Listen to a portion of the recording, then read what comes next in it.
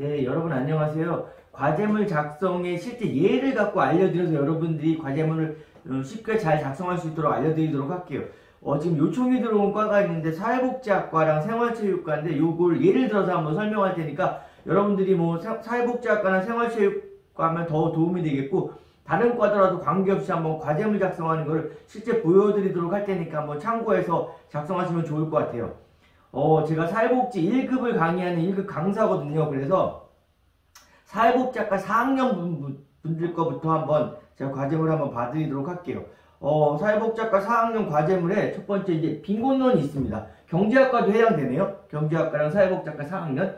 자, 여기 보면은 이제 과제는 공통형이고 과제가 두 개가 있네요. 그리고 지시사항 있죠. 요거 잘 지켜서 작성하면 되는데 제가 요거를 한번 다 가지고 이제 지금 복사했거든요. 지금 가서 실제 과제물 작성하는 걸 한번 보여드리도록 할게요. 이렇게 요 양식은 어떻게 되는 거냐면 다운받아가지고 요 양식 그대로 쓰시면 되죠. 그래서 과목명, 학번, 이름, 연락처는 그대로 쓰시면 되고 지금 과제 작성하는 게 요거예요. 과제 유형은 공통형이니까 여기다 공통형이라고 이제 과제 유형에 공통형 적어주시면 되고요. 그 다음에 과제명에는 과제가 두 개가 있어요. 첫 번째 이제 20점짜리 과제랑 10점짜리 과제가 있어요. 이렇게 여러분이 다른 과제라도 관계없이 한번 잘 들어보세요. 이렇게 해가지고 이번 과제를 하면서 지시사항이 있어요. 요 지시사항을 잘 지키고 요 지시사항을 잘 지키면서 중요한 건 표절이 아니라면 표절이 되면 많은 감점이나 0점 될 수 있는 거거든요. 요거만 문제가 생기지 않는다면 내용 잘 작성하고 지시사항 잘 따르고 그 다음에 표절에만 크게 걸리지 않는다면 좋은 점수를 받을 수 있는 거죠. 그러면 이제 여러분들이 요거를 할 때 중요한 거는 이거 작성하는 것도 알겠고 뭐 1번 2장 2번 1장 이런 것도 알겠고 다 알겠는데 표절이 이제 우리가 문제가 될 수 있잖아요. 그래서 이제 여기서 우리가 상대적 빈곤하고 절대적 빈곤에 대한 거를 이제 1번에서 내용을 설명하는 거예요. 그러면 여러분들이 강의를 참고하셔도 되고 교재를 참고하셔도 되고 또는 인터넷에 검색해 보셔도 되는데 저는 이제 인터넷에 한번 검색을 한번 해볼게요. 구글에서 그냥 절대적 빈곤을 한번 검색해 보도록 할게요. 절대적 빈곤은 상대적 빈곤이니까 그럼 여기 여러 가지 자료들이 있어서 이런 거 참고하셔도 되고 영상에도 나오네요. EBS 영상에 나오는 것도 이런 거 참고하셔도 되는데 그냥 아주 단순하게 여기 백과사전에 보면 위키백과에 보면 여기 절대적 빈곤하고 상대적 빈곤에 대한 정의가 되어 있는 게 있네요. 요거를 그대로 베끼면 표절이기 때문에 그대로 베끼면 안 되겠죠. 여러분 요런 거 참고하셔서 쓰는 건데 표절에 안 걸리려면 어떻게 되냐. 여기 1번 과제에 한번 제가 아까 있던 거 그 백과사전에 있던 거 위키백과에 있는 거 그대로 한번 가지고 와볼게요. 요렇게가 그대로 사전에 있는 거 제가 옮겨온 거예요. 이걸 그대로 베끼면 여러분들은 표절에 걸리고 채점하는 교수님한테 표절한 건 빨간색으로 뜨기 때문에 여러분들이 똑같이 뺏겼는지 안 뺏겼는지 알 수가 있고 마지막에 이 과제의 전체 표절률이 몇 %인지가 나오는데 막 그게 90%라든가 95%라든가 이러면은 다른 사람과 거의 똑같이 그대로 뺏겼다라는 것이 나오기 때문에 좋은 점수를 받을 수가 없어요. 그거 한 가지만 주의하면 되는데 그런데 우리가 어떻게 그러면 어디 그걸 참고를 할 수가 있죠? 그래서 어려울 수 있는데 요거를 참고를 그대로 하셔도 되는데 여러분 요거 공부하셔갖고 여러분들이 새로 글을 작성하셔야 돼요. 이거를 안 보고 공부한 다음에 안 보고 쓰면 너무 좋겠지만 우리가 안 보고 쓸 수는 없으니까 이걸 공부해서 절대적 빈곤이 뭐고 상대적 빈곤이 뭔지를 여러분이 공부한 거를 새로 글을 작성하시면 돼요. 제가 한번 작성해 보도록 할게요. 잘 보이시나 모르겠네요. 지금 여기까지는 사전에 있는 거 그대로 뺏겨온 거예요. 이거 그대로 뺏기면 다 빨간색으로 뜨고 표절에 걸리니까 여기다 다시 글을 씁니다. 제가 이 슬러시 밑에다가 과제를 써보도록 할게요. 절대적 빈곤이라는 것은 공부해보니까 최소한 유지돼야 할 최저상계가 있는데 가구소득이 그거에 이르지 못한 거예요. 그래서 가구의 소득이 최소로 생활해야 하는 최저 생계비에 이르지 못하는 상태를 빈곤이라고 말하는 것으로 것이다. 뭐 이렇게 쓰시면 되는 거예요. 또 상대적 빈곤은 상대적 빈곤이라는 것은 상대적 빈곤이라는 것은 다른 사람보다 적게 버는 거. 상대적으로 같은 사회에 살고 있는 사람들보다 상대적으로 적게 버는 것으로. 여기 얘도 있네요. 그죠? 예를 들면 가구의 소득이 중위 소득의 50%가 절반에도 이르지 못하는 것을 빈곤으로 규정하는 것이다. 이렇게 여러분들이 공부해가지고 이 내용과 이 내용은 되게 비슷한 내용이지만 내가 공부해갖고 새로 썼습니다. 이렇게. 그럼 똑같이 뺏긴 게 아니에요. 제가 다 순서도 바꾸고 다 내용도 새로 해서 절대적 빈곤을 공부해가지고 새로 글을 썼어요. 또 상대적 빈곤도 새로 공부해서 글을 썼어요. 그래서 표절은 삼음절 나는 학교에 간다. 나는 학교에 간다를 나는 학교에 간다 그대로 썼을 때 표절이고요. 나는 어제 뭐 공부를 하기 위해서 지하철을 타고 학교에 갔었습니다. 뭐 이렇게 쓰면은 내가 새로운 글을 쓰는 거예요. 남의 걸 똑같이 뺏기는 게 표절이고 내가 남의 걸 참고를 해서 내가 새로운 글을 쓰면 표절에 걸리지 않는 거예요. 그래서 여러분들이 좋은 방법은 제가 아까 말씀드린 것처럼 이걸 공부해가지고 이걸 아예 안 보고 다시 여러분들이 새로 글을 쓴다고 생각해서 아예 아까 안 보고 새로 글을 쓰면 너무 좋겠지만 사실 우리 그런 능력이 안 되니까 어쩔 수 없이 아까 그거를 보고 쓸 수밖에 없는 거죠. 이거를 참고해갖고 쓸 수밖에 없는 거예요. 이렇게 이 내용이나 강의 내용이나 책의 내용을 참고해서 쓸 수밖에 없는데 내가 새로 글을 다시 한번 작성해서 써야 된다. 이렇게 작성하면 표절에 걸리지 않는다는 것을 말씀드리고요. 그래서 여기 보면은 1번 문항이 20점짜리고 2번 문항이 10점짜리죠. 그리고 과제명을 제외하고 과제명이니까 이 과제명 안 써도 된다는 거예요. 이 과제명 안 쓰고 그냥 문항 번호와 답안만 쓰라는 거예요. 그래서 이 과제명도 다 지워도 되고요. 그 다음에 1번하고 2번 쓰시면 되고 그 다음에 중요한 건 분량은 여기서 뭐 아래 한글로 쓰고 두 장 한 장만 쓰고 표절에만 안 걸리면 되잖아요. 그럼 우리는 다 지킬 수 있어요. 그러면 여기까지는 다 지우고 참고문헌은 멀티미디어 5강, 6강 참고하면 되고요. 그러면 여러분들이 이제 목차부터 시작해서 이렇게 작성하시면 돼요. 그러면 1번 과제를 작성하는데 절대적 빈곤하고 상대적 빈곤이니까 절대적 빈곤도 정리해보고 상대적 빈곤도 공부해갖고 이렇게 쓰시면 돼요. 여러분이 새로 글을 작성해서 쓰시면 되고 또 그 다음에 여기서 상대적 빈곤하고 절대적 빈곤 중에 현재 우리나라에 만연한 빈곤은 뭐냐 이런 것까지 작성하고 이번에 다수파 보고서, 소수파 보고서 이렇게 작성하시면 되는데 자 그러면 여기서 제가 잠깐 이제 저는 사회복지 1급 강사니까 빈곤은 자체로 정의하는 게 쉬운 일이 아니에요. 이게 국가에 따라서 틀리고 사회나 뭐 문화나 환경에 따라 달라질 수 있다는 거와 절대적 빈곤 있죠. 절대적 빈곤은 최소한의 수준에도 이루지 못하는 것을 말하는데 이게 절대적 빈곤은 아주 가난한 나라들에서 아니면 사회복지가 일어나는 초창기에 일어날 수 있는 거죠. 대부분 굶어 죽지 않기 때문에 절대적 빈곤은 거의 없습니다. 우리나라 같은 경우에는 거의 없죠. 그래서 절대적 빈곤을 측정하는 방법 두 가지 방법을 이렇게 공부해서 쓰시면 돼요. 전물량 방식과 그다음에 반물량 방식이라는 게 있어요. 전물량 방식은 라운트리가 한 건데 필수품을 다 따져서 그 필수품을 있느냐 없느냐 이런 걸 갖고 빈곤을 측정하는 건데 필수품 자체를 선정하는 게 어렵다. 마켓 바스켓이라고 해서 필수품을 선정하는 게 어렵기 때문에 필수품을 이거 넣을 것인가 뺄 것인가 핸드폰을 필수품에 넣을 거냐 뺄 거냐 이런 것 때문에 문제가 생겨서 전물량 방식보다 미국에서 쓴 반물량 방식이라는 게 있다. 이 반물량 방식은 식료품비만 딱 따져서 식료품비의 3배 정도에 이르지 못하면 빈곤이라는 걸 계산하게 된 거예요. 오르샨스키의 방식인데 이런 식으로 공부를 하셔가지고 쓰시면 되고 되게 재밌어요. 공부도 되고 과제도 작성하고 내가 공부한 걸 새로 작성해서 쓰시면 되고요. 상대적 빈곤은 다른 사람하고 비교해서 상대적으로 뭐가 있느냐 없느냐 이런 걸 따지는 거죠. 저 집은 아파트 몇 평에 살고 있는데 난 몇 평에 살고 있다. 차가 같이 있긴 한데 저 집은 중형차를 타는데 우리는 경차를 타고 있다. 이런 거니까 상대적으로 느끼는 빈곤이 상대적 빈곤이에요.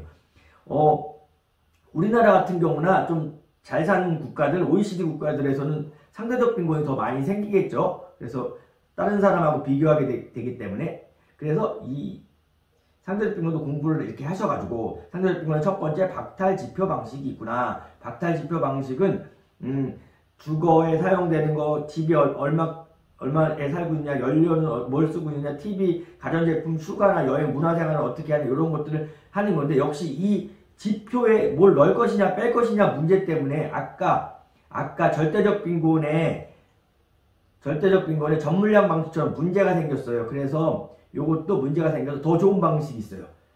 박탈지표 방식의 단점이 있기 때문에 이걸 극복하기 위해서 소득과 지출을 이용한 상대적 추정 방식이 있어요. 이거는 어떻게 하는 거냐면, 제가 또 공부한 게 있지만 여러분이 공부해서 쓰셔야 되죠. 똑같이 쓰시면 안 됩니다. OECD 국가에서는 중위소득의 몇 %냐, 중위소득, 중간, 우리 사회 구성원들 중간소득의 40% 이하면 빈곤이다, 뭐 50% 이하면 빈곤이다, 이렇게 하는 방법이 있고, EU 국가, 유럽에 있는 국가들은 평균소득을 따져서 평균소득의 40%는 50% 미만이냐, 이렇게 해서 빈곤을 하고 있다. 하지만 우리나라는 이 절대적 빈곤과 상대적 빈곤 중에 무슨 빈곤 상태에 있다? 그렇죠. 상대적 빈곤에 문제가 있다. 우리가 어느 지역에 살고 있냐도 문제가 될 수가 있고, 차가 있다 없다, 뭐 무슨 가전제품이 있다 없다, 뭐 이런 걸 따져가지고 이제 빈곤을 따지는 게 최근 이제 우리나라 경향이다. 이번 과제 다수파 보고서랑 소수파 보고서도 간단히 한번 설명드리도록 할게요. 빈곤에 대해서 영국에서 20세기 초반에 빈곤에 대한 문제에 대해서 보고서를 채택하려고 했는데 의견차가 좁혀지지가 않아요. 다수파 보고서랑 소수파 보고서가 있는데 이 중에 하나 선택하려고 하는데 너무 의견이 팽팽히 대립돼서 두 개 다 보고서도 채택하게 되는 일이 벌어져요. 다수파 보고서는 보수주의자들이 주장했던 거고, 소수파 보고서는 페이비언 사회주의자들이 주장했던 건데, 그 보수주의자들은 뭐냐?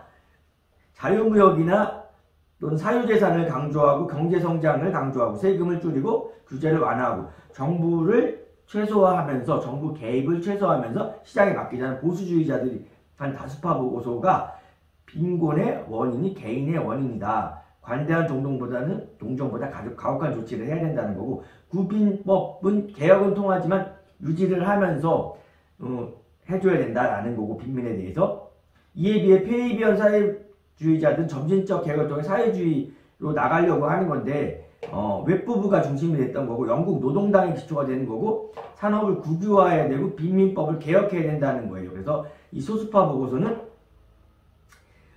사회 질서나 구조가 문제다. 빈곤은 구조가 문제다. 공공지출을 확대해야 되고 현행 구빈제도 완전 폐지해야 돼. 이런 거예요. 이걸 비교해서 여러분이 공부해가지고 쓰시면 되는 거예요. 이렇게 해가지고 쓰시면 되고, 마지막에 참고문헌 있으면 참고문헌까지 적어주셔서 잘 작성하면 문제가 없습니다.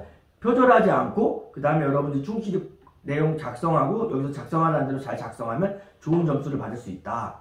그러면 사회복지학과 이제 빈곤론 말고 두 번째 이제 사회복지 법제화 실천이 있어요. 4학년 두 번째 과목. 뭐 다른 과에도 상관없습니다. 한번 제가 하는 걸 한번 보세요. 여기서 한번 과제가 뭐였었는지 한번 다시 한번 살펴보도록 하죠. 여기 보니까 과제가 사회복지 법이 있는데 사회복지 법 중에 하나를 선택해서 내용을 정리하고 코로나 이후에 이 법이 좀 변경되거나 추가될 게 있으면 작성해라. 요 내용이 꼭 본론에 들어가야 되고요. 이게 작성 시에는 11포인트 160으로 하라고 그랬네요. 그죠? 요런 말이 없으면 그냥 글자 크기 10에서 12포인트 줄간격 160으로 하면 되고요. 분량 3장 내외고, 서론 본론 결론은 갖추지 않아도 되니까 갖춰도 되고 갖추지 않아도 된다는 뜻이네요. 그냥 갖추지 않으라고 했으니까 그냥 안 해도 되겠죠? 이렇게 하는 건데, 그러면 이제 제가 요것도 한번 보면은 여기 사회복지 법제가 있는데, 그럼 사회복지 법제 중에서 사회복지 법이 뭐가 있는지 알아야지 그 중에 하나를 선정할 거 아니에요. 그래서 여러분들이 이제 보면은 사회보장 기본법에 보면 이 크게 공공부조, 사회보험, 사회서비스법이 이렇게 있어요. 자, 간단히 이걸 설명해 드리도록 할게요. 공공부조는 나라에서 어려운 분들에게 일방적으로 도와주는 거예요. 그 사람들이 기여한 게 있든 없든 관계없이 그냥 생활이 어려운 분들에게 국민기초생활보장법에 의해서 보장을 해드리는 거고, 의료급여도 의료급여 건강보험료 중에서 자기부담금을 거의 면제해 주는 건데, 이것도 해당하는 사람들에게 지원해 주는 거예요. 그래서 이것도 되게 재밌는데 국민건강기초생활보장법의 세부 항목의 생계 의료 중에 의료급여도 있고요. 별도의 의료급여도 있어요. 제가 1급 강의라면 이걸 설명해 드리는데 되게 재밌거든요. 그래서 나중에 강의 들으면 제가 말씀드리도록 하고요. 긴급복지지원법은 지금 산불이 나서 재난이 일어나서 집이 다 불타고 이런 분들이 있으면 그분들에게 긴급복지지원 서비스 하면은 한 달씩 해서 이제 3달까지 연장해가지고 할 수 있는 긴급복지지원법이 있고요. 이것도 본인이 신청하거나 다른 분이 신청해야 되니까 좀 아쉬운 점은 나라에서 가서 어려운 분들 있으면 공무원들이 가서 직접 직권으로 신청을 받아서 해드려도 되는데 그런 걸 지금 우리는 하지 않고 있어요. 그래서 이런 거에 대한 문제점을 제기해서 이걸 선택할 수도 있고, 기초연금도 노령연금이라고 하는데 우리는 사회복지 하시는 분들은 기초연금이라고 해야 되죠. 공식 용어가. 그래서 매달 30만원씩 주는 건데 이게 소득 하위 70%에게 주고 그럼 30% 안 주죠. 거기다가 공무원연금, 우체국연금, 사학연금, 군인연금 이런 거 받는 분이나 그의 배우자, 유족연금을 받는 분들은 다 기초연금을 안 주고 있어요. 그래서 이런 것도 그렇고 부부 하면 20%씩 둘 다 20%씩 깎아서 주고 이런 게 있으니까 이런 게 개혁이 필요하고 이런 것도 써주시고, 장애인연금법은 우리 장애인의 등급제가 폐지됐는데 등급제가 없어졌습니다. 그래서 정도가 심한 장애인들에게는 장애인연금을 주고 정도가 심하지 않은 장애인들에게 또 장애인연금을 안 줘요. 이런 것들이 있죠. 이건 일방적으로 주는 공공부조를 선택하셔도 되고, 보험 형태인 사회보험이 있어요. 이거는 가입한 사람들에게 혜택을 주는 거죠. 어쨌든 이 사회보험을 가입한 사람, 국민연금을 가입해서 본인이 낸 사람한테 주는 거고, 건강보험을 가입한 사람, 지금 물론 전국민 의료보험이니까 다 건강보험 하긴 하지만 건강보험 어쨌든 가입했으니까 준다. 고용보험 사업장에서 실직을 해야지 실업급여를 받을 수가 있고 그런 거 있죠. 그 다음에 조기 취업수당도 받을 수 있고 이런 것도 있고, 산재를 가입한 사업장에서 사고가 났을 때, 사업장에서 사고 났을 때 받을 수 있죠. 집에 가서 쓰러지거나 이러면 또 못 받죠. 이런 것도 있고, 노인 장기요양보험도 있죠. 어른들에게 몸이 불편하시거나 치매가 있으시면 1등급에서 5등급의 장기요양 등급을 받는다. 이런 걸 다 가입한 사람들, 노인 장기요양보험은 건강보험 가입한 사람들에게 해당되는 거고, 이런 사회보험을 선택할 것이냐 아니면 중요한 건 이거죠. 사회서비스법은 그 외에 사회복지와 관련된 거의 모든 법들이 해당되는 게 사회서비스법이에요. 종류가 되게 많고 여기 외에도 많은 법들이 있어요. 대표적인 3가지가 노인복지법, 어르신들을 위한, 어린이들을 위한 아동복지법, 또 장애인들을 위한 장애인복지법이 있어요. 아까 장애인연금법이 있었는데요. 이거는 매달 얼마씩 돈을 드리기 위한 게 장애인연금법이고, 이 장애인복지법은 장애인들에 대한 모든 내용이 포함되어 있는 게 이거예요. 여기에 세부사항으로 장애인연금법이 세부사항에 있는 거예요. 어쨌든 장애인에 대한 모든 내용이 나와 있는 게 장애인복지법이고, 한부모가족지원법, 한부모가족, 아버지만 있는 가족, 어머니만 있는 가족 이런 게 있잖아요. 한부모가족지원법, 아동수당법, 영유아보호법, 다문화가족지원법도 종류가 많습니다. 가정폭력 및 성폭력 관련법 되게 많습니다. 자원봉사도 있고 정신건강에 대한 것도 있고 청소년에 대한 것도 있고 종류가 많습니다. 이런 것 중에서 여러분들이 좀 관심 있는 분야를 하나 선택해서 코로나 좀 주요 내용을 정리하고 코로나 이후에 위험에 대비하기 위해서 추가되거나 변경되어야 될 것을 필요가 있는 내용을 본인의 생각을 적어주시는 거예요. 이거는 본인의 생각을 적는 거니까 절대 표절함 다른 거 갖다 쓰면 안 되겠죠. 이거는 거의 표절 안 걸리겠죠. 그래서 여기서 맨 마지막에 있는 청소년 기본법을 한번 가져와 봤어요. 청소년 기본법을 갖고 와서 청소년 기본법의 법은 청소년 기본법, 선정 이유, 법이 제정된 이유와 배경, 법의 주요 내용이나 요거 포함되어야 된다고 나와있죠. 법의 선정 이유 및 주요 내용, 법의 선정 이유 및 주요 내용 요런 거 나와야 되죠. 요거. 그 다음에 코로나 이후에 변경이 필요하다고 생각하는 거 요것도 적어줘야 되겠죠. 그래서 여기에 이제 본문 내용에 이렇게 쭉 적으시면 되는데, 선정 이유는 청소년들은 우리에게 앞으로 우리나라 이끌어갈 사람이고 이렇게 해서 청소년의 정의는 청소년 기본법에서는 9세부터 24세까지는 청소년으로 정하고 있다 이런 것도 그래서 여러 가지 내용들을 적고 주요 내용들 청소년들에 대한 내용들도 쭉 적고요. 이렇게 해가지고 여러분들 공부가 필요한 걸 좀 적으시면 되고 마지막에 이제 코로나 이후에 추가 및 변경돼야 될 거 요런 거를 꼭 적으셔야 되죠. 거기 내용에 요거 포함하라고 했으니까. 그래서 지금 청소년들이 우리 미래에고 투자해야 되는 건데 지금 청소년들 자살률이 높고 막 이런 거기 때문에 청소년들을 위해서 교육도 이루어져야 되고 하지만 청소년들을 위해서 뭐 인성교육 같은 게 꼭 이루어져야 되고 그리고 자신의 꿈을 이뤄나갈 수 있도록 나라에서 뭐 많은 지원과 이렇게 해줘야 된다. 스트레스와 자살이 많은 것을 방지하기 위해서 방지하고 자기의 적성과 미래로 나갈 수 있는 방법을 좀 하기 위해서 뭐 법이 개정됐으면 좋겠다라든가 이런 내용들을 여러분들이 적어주시면 되는 거예요. 이렇게 이제 제가 이제 기본 틀을 잡아드리고 있고요. 한번 여러분들 이렇게 작성해서 잘 제출하면 무난히 점수를 받을 수 있다는 걸 제가 말씀드리고 싶고요.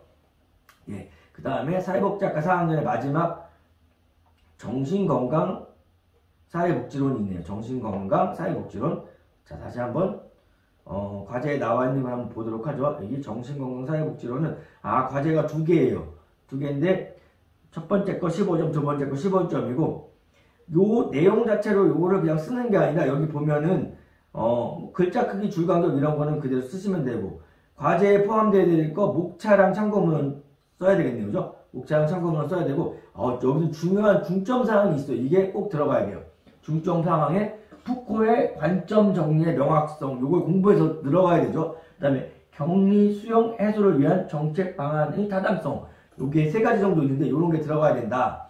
그래서 제가 한번 확인해 보죠. 좀 제가 미리 좀 만들어 놓은 게 있는데 요거 4학년 과제물에 아까 이거 열어놨었나요? 네. 정신건강 사회복지론 있죠? 여기서 그러니까 1번에서 푸코의 관점이 들어가야 된다. 푸코의 관점이 들어가야 되고 2번 과제문에서는 정신장애인의 격리 수용을 해소하기 위한 정책 방안이 들어가야 된다. 이렇게 정책 방안을 이렇게 들어가야 된다. 이렇게 정책 방안. 그래서 푸코의 관점이 뭐고 푸코가 어떤 관점으로 이걸 했고 권력이라는 게 원래는 근대로 넘어서 권력이 없어진 것처럼 보이지만 권력은 아직 남아있고 그래서 이런 거에 대한 것들을 하고 그래서 정신장애인들이 격리 수용을 해결하기 위한 푸코의 관점이 있어요. 사람들은 무관심하지만 미국에서는 장애인들이 정신장애인이더라도 너무 시설에만 갇혀있는 거를 벗어나서 어떤데 그 시설에 있는 걸 벗어나 탈원화를 하려고 하는 방안들이 있어서 그런 거에 대한 푸코의 관점들을 해서 예전부터 50년대, 60년대부터 쭉 있고 그래서 이제 사회에서 인식 개선도 필요하고 취업도 필요하고 이렇게 해서 할 수 있는 것들을 적어주시면 되고 이번에 정신장애인도 장기 수용을 해결할 수 있는 정책 방안 3가지에 대해서 이제 해야 되는 거죠. 그래서 흔히 우리가 정신장애가 있는 분들은 시설에 계속 있어야 된다. 위험하다라는 생각이 있지만 그 시설에 어쩔 수 없이 있어야 되는 분도 있지만 우리가 시설을 벗어나서 우리의 그 자율권도 있기 때문에 시설에서 벗어나 생활할 수 있는 것도 있다라는 것도 있어서 우리나라도 변화가 필요하다는 거고 국가 인권 차원에서라도 정신질환자들이 무조건 갇혀있는 건 맞지 않다라는 거를 해서 이제 이런 분들에 대한 이런 부분들을 우리가 다시 한번 생각하고 이 문제를 해결하기 위한 방법들도 한번 찾아갖고 공부를 하시면서 쓰시면 되는데 다시 한번 중요한 게 뭐다? 표절에 걸리지 않게 여러분들이 새로운 글을 작성해서 쓰시면 된다라는 걸 이제 말씀드리고 싶어요. 이렇게 해서 이제 사회복지학과 4학년 과제물 한번 작성하는 거 알아봤고요. 사회복지학과 3학년 과제물을 한번 볼까요? 3학년 과제물이 4개나 되네요. 3학년 과제물이. 그래서 사회복지와 인권 한번 보도록 할게요. 사회복지와 인권 요거 작성하는 건 똑같이 그대로 작성해 주시면 되고 여기에서 이제 보시면 사회복지학과 과제물 중에서 3학년에 사회복지학과 3학년 과목 중에서 쭉 올라가 보도록 할게요. 여기 뭐가 있냐면 그죠? 사회복지와 인권이 있네요. 1번 20점, 2번 10점인데 안티고네의 이야기를 요약하고 안티고네하고 크레온의 주장이 있어요. 주장에 대해서 정리를 하고 나는 이 둘 중에 어디를 지지하는지 그 이유를 쓰는 게 첫 번째 문제고 두 번째는 적극적 평등 실현 조치 이런 걸 이제 하는 거예요. 그래서 과제명 적을 필요 없고 그 다음에 1번 2장, 2번 1장 이렇게 하면 된다. 표절시에 감점이 많이 될 수 있다. 이런 게 있네요. 그죠? 그 다음에 강의는 3강이랑 4강 참고해서 쓰시면 되네요. 그러면 지금 여러분들 1번은 자, 이거 사회복지와 인권은 1번은 안티고네의 이야기와 크레곤의 이야기인데 이게 이제 뭐 신화에 나오는 얘기죠. 그래서 뭐 지도야 리더십이나 이런 것부터 나오는 거고 그래서 이 두 개에 대해서 공부를 한 다음에 안티고네와 크레온의 주장을 공부해서 이걸 쓰고 이 두 개에 대해 공부한 다음에 여러분들 둘 중에 그래도 난 뭐를 지지한다라는 거 이런 거 쭉 공부해서 한번 적으시면 되고요. 제가 좀 많이 넘어가는 이유가 이걸 그대로 뺏기게 되면 뺏긴 사람들은 다 표절에 걸리니까 여러분들이 이런 식으로 공부하셔서 새로 여러분들이 글을 작성해야 된다 이런 거고 2번에 적극적 평등 실현 조치가 있죠. 요거를 한번 검색하는 걸 한번 제가 한번 해보도록 할게요. 적극적 평등 실현 조치 요거 이런 걸 검색한다 그러면 여러분 어떻게 해볼 수 있을까요? 그냥 아까처럼 뭐 네이버나 구글에서 검색해 볼 수도 있겠죠. 네이버나 구글에서 이렇게 적극적 평등 실현 조치 뭐 이런 거 검색해 볼 수가 있겠죠. 그럼 학술 자료에도 있고 뭐 여러 가지가 있지만 여기 학술 자료가 이렇게 들어가면 못 들어갈 수가 있어요. 돈 내야지만 볼 수 있다 이런 게 있어요. 이거 구매해서 봐야 되니까 이건 좀 어렵겠죠. 우리가 이렇게 구매해서 볼 수는 없겠죠. 그래서 이런 거 이제 이런 거는 논문에서 볼 수 있고 있는데 이렇게 해서 역시 구매해서 보라는 거잖아요. 그래서 이렇게 논문을 보기가 어려울 경우에는 이제 그 밑에 다른 거 뭐 홈페이지나 블로그에 나온 거 참고해도 되지만 우리는 그래도 공부하는 학생이니까 어떻게 하시면 되냐면 학교로 갑니다. 우리 학교를 다니고 있으니까 학교에 들어가서 검색해보는 방법을 알려드리도록 할게요. 학술 논문을 검색해보는 방법을 알려드리도록 할게요. 여기 학교 홈페이지에 로그인을 합니다. 로그인을 이렇게 하면 맞춤 정보로 들어가죠. 다시 한번 빠져나와서 여기 홈페이지 첫 화면입니다. 여기 쭉 밑으로 내려가 보면 여기 쭉 내려가다 보면 여기 중앙도서관이라고 있죠. 중앙도서관에 들어갑니다. 중앙도서관에 들어가면 여기서 중앙도서관의 소장 자료를 검색해 볼 수도 있지만 여기 리스라고 있습니다. 리스에서 학술 논문을 검색해 볼 수가 있어요. 리스에 적극적 평등 실현에 대한 거 지금 이걸 딱 검색을 해봅니다. 검색을 이렇게 해보면 지금 좀 약간 시간이 걸리는데 이렇게 해서 검색을 해서 자료를 볼 수 있는데 우리가 로그인을 했기 때문에 학교 도서관을 통해서 갔기 때문에 이 자료들을 검색해서 우리가 열람해 볼 수가 있어요. 공개된 논문들에서 열람해 볼 수가 있어서 너무도 좋아요. 그래서 여기 시간이 좀 걸리네요. 이렇게 빨리 됐으면 좋겠는데 제가 많은 걸 알려드리려고 마음이 약간 급하네요. 이렇게 해서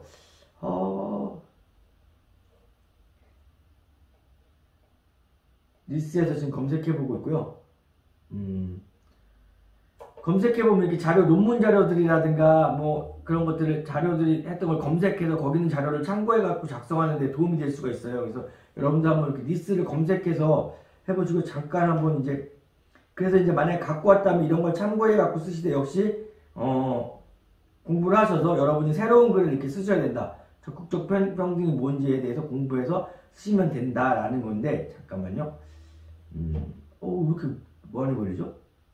여기 나왔네요. 그죠? 그럼 국내 학술 논문도 있고 학위 논문에도 있어요.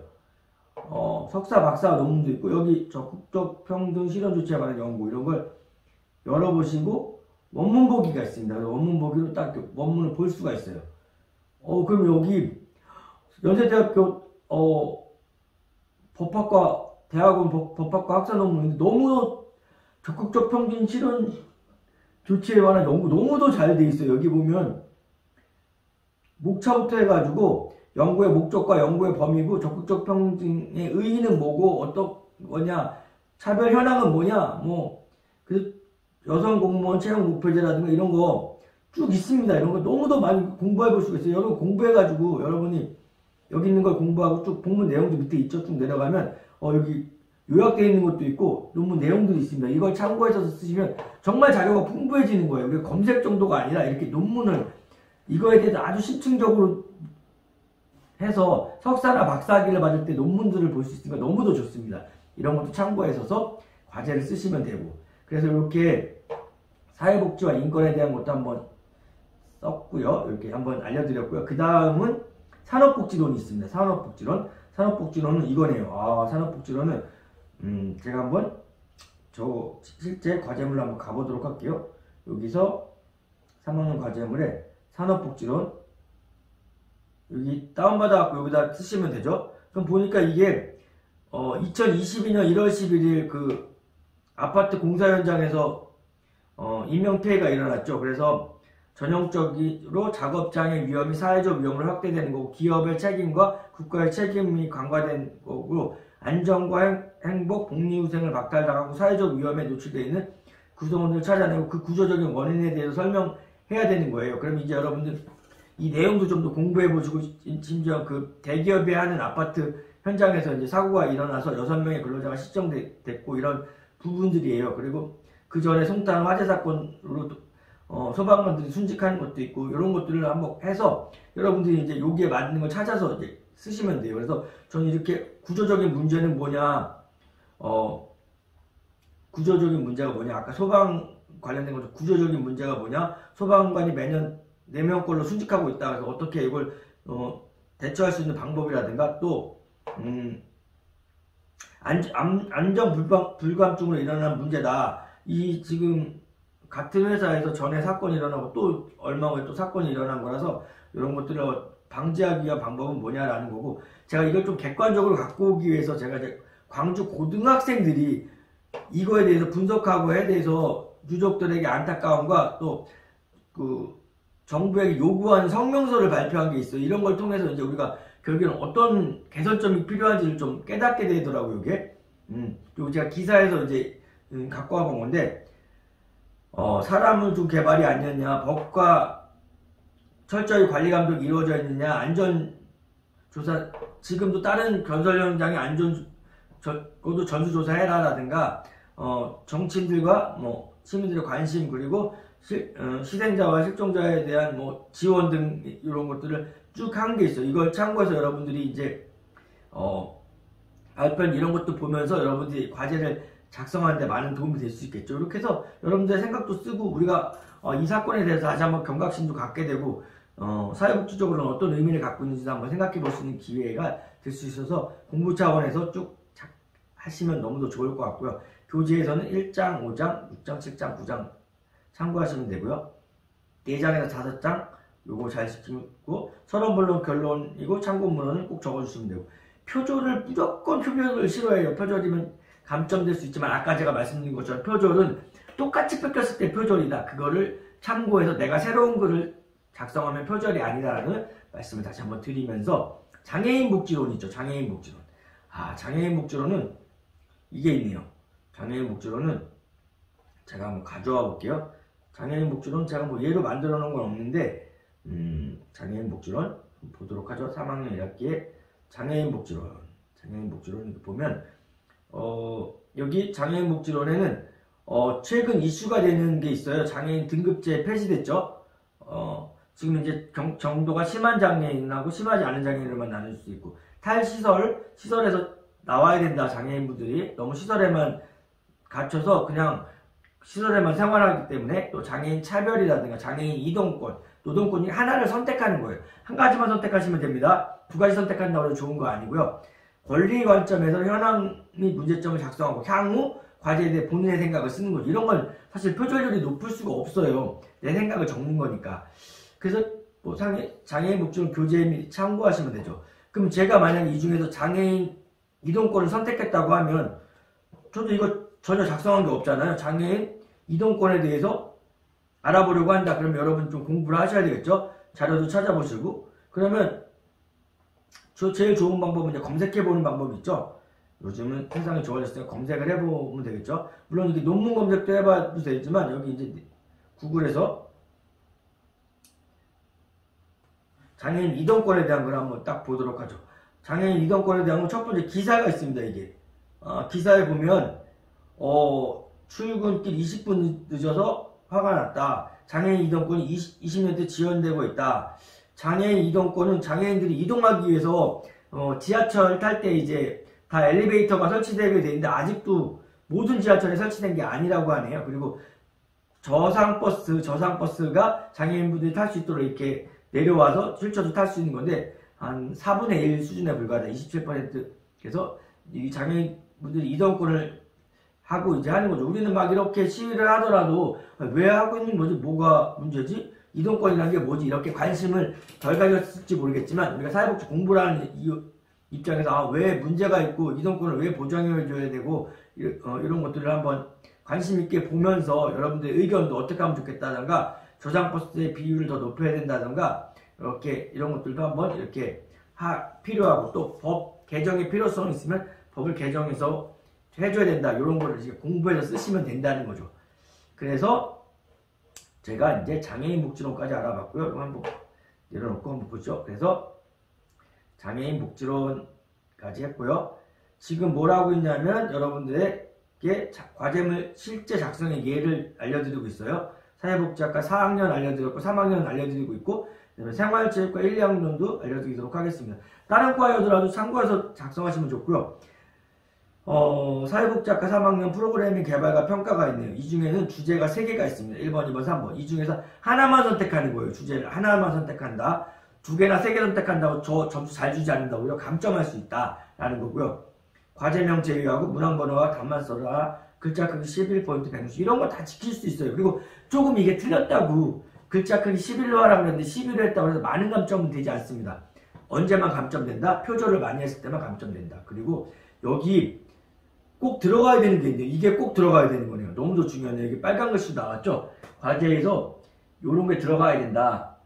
대상자 욕구 및 형 문제점 그리고 프로그램 목적 및 필요성, 사업명 그 다음에 성과, 목표, 세부 사업, 기대 효과 이런 거로 구성을 해라. 학생 간 표절도 안 된다. 그래서 상업용 사이트가 제일 싫어하고 학생 간 표절도 싫어하고 인터넷에 있는 거 그대로 가져오는 거 싫어합니다. 그러면 그런 질문 하시는 분들 있죠? 인터넷에 있는 거 참고한 다음에 거기 참고했다고 각주나 이런 데 뭐 참고문을 적어주시면 안 되나요? 물론 일부는 그렇게 할 수 있지만 모든 내용을 막 8, 90% 대한 내용을 전부 다 외부 거 가져다 인용할 수는 없다. 내 생각을 적고 내가 공부한 걸 적어주셔야 된다라는 거를 말씀드리고요. 그러면 여기서 프로그램 개발과 평가 이 3개 중에서 하나 선택하는 거죠. 이것도 제가 한번 만들어 놓은 거 한번 보여드리도록 할게요. 저도 뭐 금방 만든 거예요. 이걸 뭐 저도 과제물이 아니니까 잠깐 이제 이걸 알려달라는 요청을 받아가지고 잠깐 이제 한번 검색하고 작성해 본 건데 여기 이제 3개 중에 하나 선택하는 거죠. 하나만 선택하는 겁니다. 하나만. 이 3개 중에서. 그래서 만약에 첫 번째 걸 선택했다.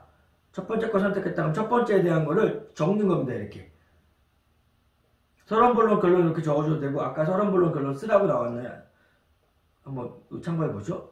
여기서 보면은 뭐 그런 내용 없죠? 아무 내용 없으면 서론본론 결론 써도 되고 안 써도 되고 상관없습니다. 이렇게. 아무 말이 없으니까. 그러면 이제 여기 쓴다고 하면 여기 1번을 선택했다 그러면 저출산하고 고령화 문제가 복지 정책만으로 이제 한계가 있으니까 장기적인, 중장기적인 대책이 필요하고 양육이나 교육비에 대한 부담 확실히 줄여줄 수 있는 그게 필요하다던가 우리 또 뭐 지금 OECD 국가 중에 가장 저출산과 고령화 문제를 우리가 겪을 수 있는 국가라는 거라든가 이걸 마음에 드시면 요 1번을 해서 하셔야 되고 출산부터 어른이 될 때까지 많은 혜택을 줘야 된다라는 거.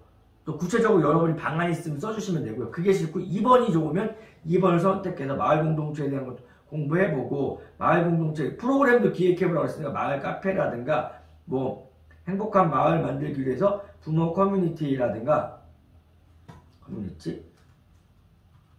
또 공동 육아라든가 마을 예술 창작소라든가 이런 식으로 마을 만들기를 통해서 우리가 함께 할 수 있는 거 뭐 이런 것들도 찾아갖고 이렇게 해보시는 방법이 있고 또 취약아동의 문제를 해결하기 위한 3번을 선택하신 분은 거기 아동을 보호받을 권리가 있지만 인천 화재 형제처럼 사각지대에 놓인 경우가 많다. 그래서 아동 빈곤율도 있고 또 아동이 학대받거나 방임되는 경우가 있으니까 코로나로 인해서 빈곤하고 취약계층의 아동에 대한 부분들에 대한 것들을 관심 있는 분들은 요거를 작성해야 되고 프로그램은 어떤 프로그램을 하면 좋겠다 이런 거 내용에 포함하라고 했으니까 통합 지원이 있어서 교육과 돌봄과 이런 것들이 다 같이 이루어져서 사각지대에 놓이지 않도록 이렇게 뭐 한다든가 이렇게 작성해 주시면 되겠습니다.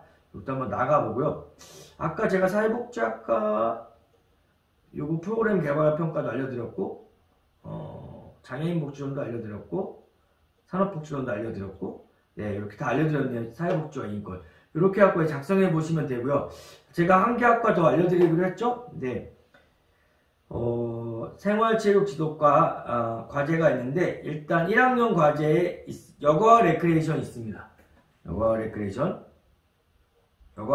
있는데, 여가와 레크레이션 한번 보도록 하죠. 여가와 레크레이션이 뭐냐면, 과제가 내 생애주기가 태어나면서부터 죽을 때까지 뭐 영아기, 유아기, 아동기, 청소년기, 청년기, 중년기, 노년기 이렇게 나눈 게 생애주기별로 나눈 거예요. 그 생애주기별로 여가를 분석하고 자신의 삶에 대해 평가하고 앞으로 어떻게 여가를 즐길 것인가 이걸 쓰는 거예요. 되게 재밌죠? 내 걸 계획해 볼 수도 있어서 너무 좋습니다. 그래서 나의 생애주기에서 유아기 때는 어떤 여가를 즐겼고 아동기 때는 아동기는 초등학교 시절입니다. 청소년기는 중고등학교 시절. 중학생, 고등학생 시절. 청년기는 20대 정도, 중년기는 한 30대, 노년기는 이제 65세 이상. 여가에서 어떤 여가를 했다. 앞으로는 여가 어떤 걸 즐기겠다. 이런 걸 쓰고 결론, 뭐 참고문헌 이런 것까지 적어주시면 되죠. 목차도 만들어 주시면 되고, 그 다음에 여기 서론에 내가 이렇게 내용을 적어주시고, 또 여기 내가 유치원 때는 어떤 걸 했다. 시골에서 물놀이, 땅 따먹기 이런 것도 했고 여가를 분석해서 그때는 뭐 여가라고도 할 것도 없이 그냥 시골에서 애들이랑 노는 게 여가였다라든가 초등학교 시절에는 뭐 비석치기랑 자치기 이런 것도 시골에서 했었고 자전거를 타고 다니고 여름엔 뭐 수영도 즐기고 이렇게 해서 여가를 했다. 중고등학교 시절에는 뭐 구기 종목을 좋아해서 구기 종목을 했다던가 청년기에 20대에 들어와서는 이제 대학생 돼서는 볼링이랑 당구나 뭐 여행을 다녔다든가 여행에 대한 부분들이라든가 그래서 뭐 동아리에 가입해서 여행 동아리에 가입 유스 호스텔 같은 데 가입해서 여행을 여가로 즐기게 되었다라든가 이렇게 내용을 적어주시면 돼요. 그래서 중년기는 어떤 여가 이렇게 해서 여러분들 여가를 쭉 분석하고 이게 어떤 문제가 있었고 더 중요한 건 이거겠죠. 앞으로 중년기랑 노년기 남은 노년기에 어떤 여가를 즐기겠다, 여행을 다니겠다든가 내가 취미로 못했던 걸 해보겠다든가 이런 것들을 적어주시면 돼요. 참고문헌까지 적어주시면 되고 이렇게 작성하시면 되고 잠깐 제가 한번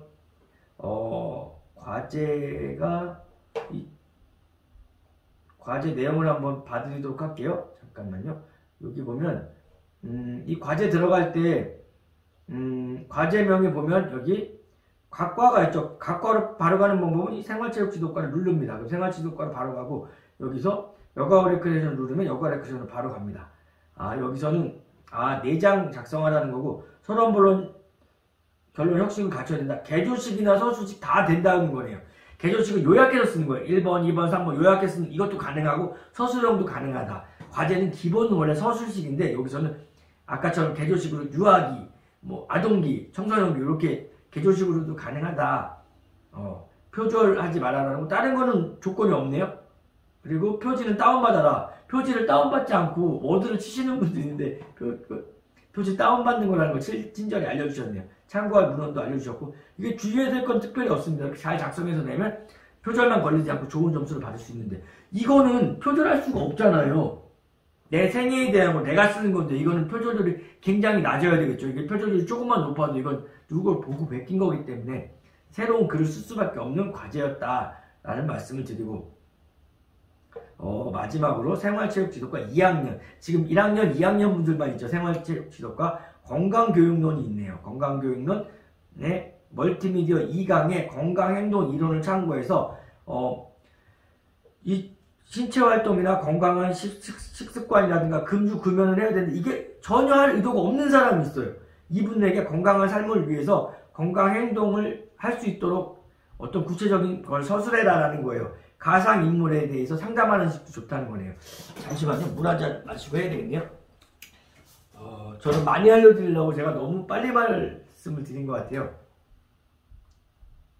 천천히 글자 크기 12포인트, 주간격 160으로 하면 되고, 과제에 이런 내용들 다 포함하라고 그랬네요. 그래서 제가 잠시 만들어 놓은 게 있습니다. 여기 건강교육론은 과제 생활체육 지도과 2학년 분들 여기 요거는 표지 다운받아서 그대로 여기까지 적어주시면 되겠죠. 공통용이고 과제는 아까 한 거고 주의사항 주의하시면 되고요. 그래서 목차를 제가 한번 만들어 봤는데 서론, 본론, 결론을 만들어 봤어요. 본론에 아까 들어가야 되는 건강 행동에 대한 부분들, 또 건강 행동과 신체 증상, 건강 행동이 중요한 이유 뭐 이런 거, 그 다음에 건강 행동 못하네요. 행동 장애 요인과 건강 행동을 변화시킬 수 있는 방안 같은 거, 그리고 결론까지 이렇게 건강은 막 인류의 중요한 문제로 대두됐고 이렇게 무엇을 써야 될지에 대한 내용을 적어주는 게 서론이고요. 본론에서는 아까처럼 이제 요 1번에 대한 건강행동은 뭐냐, 건강행동은 건강한 생활량수를 유지하기 위하고 자아실현 및 만족감을 위해서 통합된 행동이다. 건강행동과 신체 증상은 우리가 음주나 흡연이나 운동, 행동이나 식습관이 건강하고 어떤 관계가 있는지, 또 건강행동을 왜 해야 되는지 이런 거, 또 건강행동 장애 요인은 건강 수준에 따라서, 사회적 요인에 따라서, 경제적 요인에 따라서, 생애적 관점이나 통합적 관점에 따를 수 있다. 그래서 변화시킬 수 있는 방법, 어떻게 우리가 생활체육을 통해서 체육을 계속 할 수 있거나 금주, 금연이라든가 신체 운동이나 건강을 본인이 지각하기 위해서, 그래서 정말 실천할 의도가 없는 분도 실천할 수 있도록 이렇게 알려드리는 거예요. 아까 제가 TV를 잠깐 봤는데 이제 요리사분이 나왔는데 건강검진을 받았더니 굉장히 비만이에요. 그런데 그냥 별로 이렇게 얘기가 없다가 이러면 결혼해서 결혼하실 거죠? 이렇게 지금 비만이고 이렇게 건강 상태가 안 좋으면 고개 숙인 남자가 됩니다. 그러니까 굉장히 앞으로도 안 좋을 겁니다. 라고 했더니 그러면 제가 어떻게 실천해 보겠습니다. 이런 얘기를 하더라고요. 그래서 좀 이렇게 할 수 있는 동기를 부여해주고 이렇게 해서 건강을 유지할 수 있도록 이렇게 하는 방법 이렇게 해서 적어주시면 되고, 역시 특별한 문제가 없는 한 여러분들이 조건에 맞게 잘 작성하고 그 다음에 표절에 걸리지만 않으면 좋은 점수 받을 수 있다. 이렇게 이제 요 정도 여러분 알려드리고, 여러분 좀 아쉽지만 여러분 과제 잘 작성해서 좋은 점수 받으시고요. 그리고 저는 이제 다른 걸 통해서 학교 생활이라든가 여러분들이 좀 어려워하는 게 있으면, 요청하는 게 있으면 여러분들에게 알려드리도록 할게요. 제가 밑에 메일 주소를 남겨놓을 테니까 여러분들이 메일로 요청을 하면 제가 그런 걸 영상도 찍어서 알려드리거나 아니면 메일을 통해서 자료를 보내드리거나 이렇게 하도록 하겠습니다. 메일로 아마 보내주시는 분이 있으면 제가 이 과제물 작성했던 예도 필요하면은 요 사회복지학과나 생활체육지도과 말고도 다른 과과도 보내드리도록 할게요. 저는 과제물 특강을 이제 여러 번 했었고, 인천에서는 전체 신편입생들에 대해서도 과제물 특강을 했기 때문에 여러분들에게 좀 도움이 됐으면 좋겠고요. 다음에 또 다른 걸 통해서 만나 뵙도록 하겠습니다. 다음에 또 뵙도록 하겠습니다.